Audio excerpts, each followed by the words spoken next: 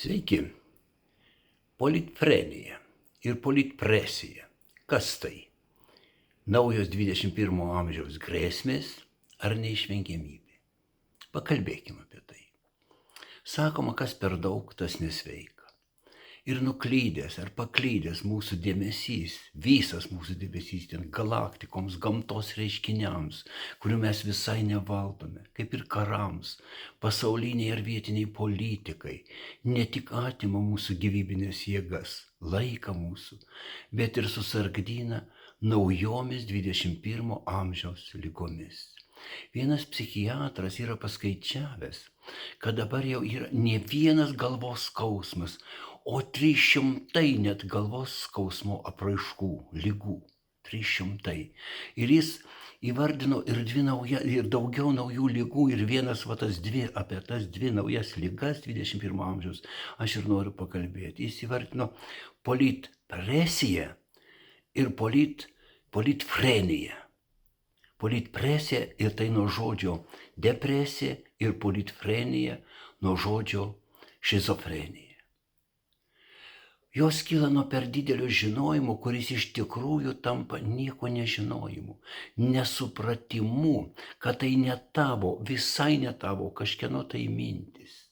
Kažkieno tau įkaltos ar įteiktos mintis. Ir kada negalvoji, tu jas priimi ir tau atrodo, kad jos tavo. Vienas gražus pavyzdys, žmogus eina, čia buvo senokai, tas aprašyta, žmogus eina, senukas eina ir su didelė minė, studentų minė mitinguoja. Jie visi šaukia, tik gyvoja konstitucija, tik gyvoja konstitucija. Ir jis sako, o kas tai yra konstitucija? Žmogelis nežino. Sako, jie pajuokavo, sako, tai čia mūsų kunigaikščio dukros, ne jauniausios dukros vardas toks. Ir jis, oi, gražus vardas, ir tik gyvoja konstitucija. Štai mes į tą žmogelį kartais ir esame, mes priimam kažkien pasakytą mintį, visai neišmanom, visai nežinom ir visai mums nereikia, mes pritarėm tai ir galit patys pagalvoti apie kokios mintis gyvena, iš kur jos kyla, pamatysit, kad panašiai kaip tam gyvoja konstitucija. Gamtos reiškiniai, sakykime, vyksta pagal gamtos dėsnius, jos reikia žinoti. Sakykime, anksčiau saulės užtemimas, skaitė, kad tai yra pasaulio bausmė, ar ne pasaulio pabaiga, ar karai prasidės, ar ne. Dabar žinom, kad ten mėnulis uždengia saulę ir gali paskaičiuoti daug metų į priekį, ir tai žinojimas paaiškina ir jokio nėra baimės ir nėra paslaptis. Ir sakykime, ateivių akimis mūsų visa žemė tai yra politpresija ir politfrenija. Juk žmonija, jie to ateivių akimis, sakykime, iš kitos galaktikos. Ne? Žmonija rūpinasi ne duona, derlium, iškasinam žemės, kuriuo mes turime, ne? O patrankų, bombų, šautuvų, šovinių gamybą. Visa žemė kovoja ne prieš ateivius kataklizmus, o prieš savo gentainius. Ne? Ir labai gražiai pasakęs, šveikas. Toj knygoje, ne? Sako, kur šaudote idiotai, juk ten žmonės. Jis pasakė absoliučiai tiesą, kaip galima šaudyti, kai ten žmonės gyvi, tokie kaip mes, šveikas sako. Ne? Jis pasakė ir absoliučiai tiesą, o mūsų supratimo absoliučiai kvailybė. Ne? Va čia ir yra ta politfrenija, politpresija. Ne? Logiškai žiūrėsi, ar pagal gyvenimo dėsnius yra. Gyvenimo dėsniai ir logika skiriasi dėja. Apie tai mes ir kalbame. Reikia pažinti pasaulį, reikia pažinti gamtos dėsnius. Žmonijos mąstymą reikia pažinti. Žinot visą, kaip žmonija ėjo, kad jie ėjo per karus, visą laiką. Pažinti save.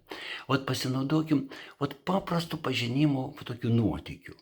Reiškia, nuvažiavo tėvas su sūnumu į turgų, parduoda obuolius, tėvui reikia kažkur nueiti ir sako, sūnelė, tu dabar pabūk, bet tu su nieko nekalbėk, nes tugi žinai, kad esi kvailas. Gerai, sako, viskas gerai. Žmogus nueina, tėvukas nueina, jis lieka vienas, prieina pirkėjas, sako, po kiek obuoliai, tas tyli, kaip ir sakė, kaip liepė, ar ne, kaip nurodė, tas tyli. Kiek kainuoja obuoliai, klausiu? Tyli. Tai Kiek tai kainuoja kilogramas obuolių, aš noriu pirkti. Tas tyliai. Nu ir durnas pasakė. Ir nuėjo. Nu ir kvailas. Ar ne? Ir nuėjo. Grįžta tėvukas ir sako, nu kaip sūneli, klausėjai, nekalbėjai. Sako, nieko nekalbėjau, bet vis tiek pažino. Štai, ar ne, vis tiek pažino. Pažinkim save. Pažinkim save, kokie mes protingi, ar tikrai protingi, ar tikrai mes klausom, ar tikrai reikia klausyti tų visų minčių, ar ne tų visų nurodymų, kaip to tėvuko nekalbėti, ar ne. Va. Pažinti laikmetį, gyvenimą, atraskim gyvenimo dėsnius. Svarbiausia atrasti gyvenimo galimybių gyventi dėsnius. Gyventi šiam laikė, šiame, ten karų grėsmė ir taip toliau, ar ne. Ir mūsų leidykla, sakykime, 3 žvaigždutės, ne, gyvenam pilną kraujį, leidybinį, kūrybinį, dvasinį gyvenimą.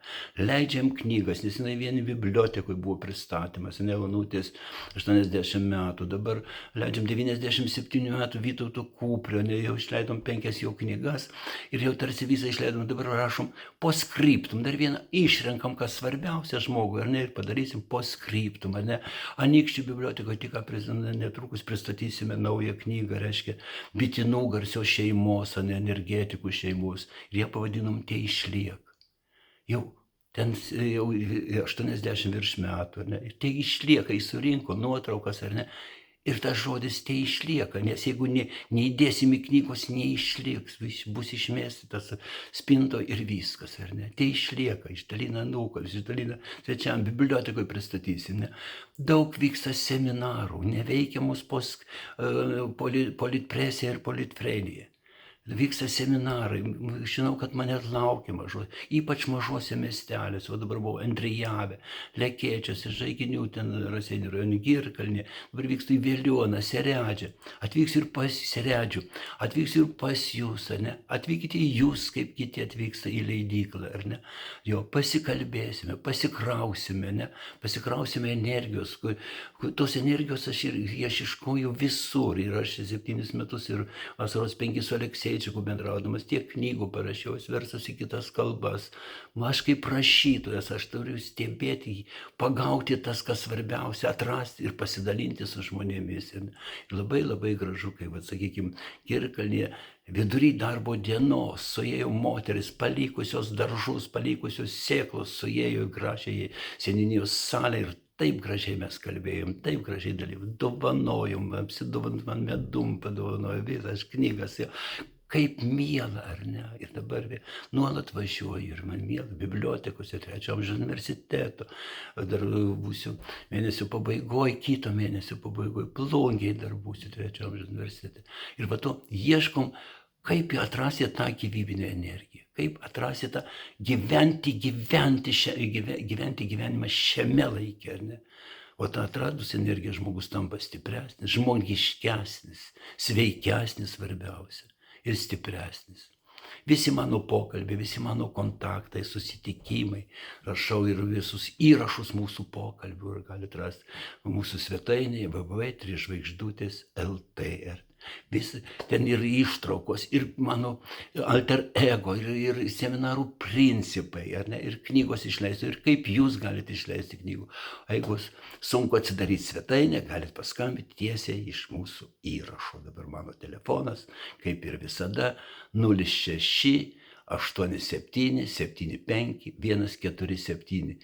Būkime sveiki, būkime stiprus, tegu naujos lygos mūsų aplenkia, o nauja sveikata tegu ateina ir stipriai būkim, švęskim, gyvenkim, džiaukimės. Gyvenimas to vertas ir mes to verti. Sėkmės.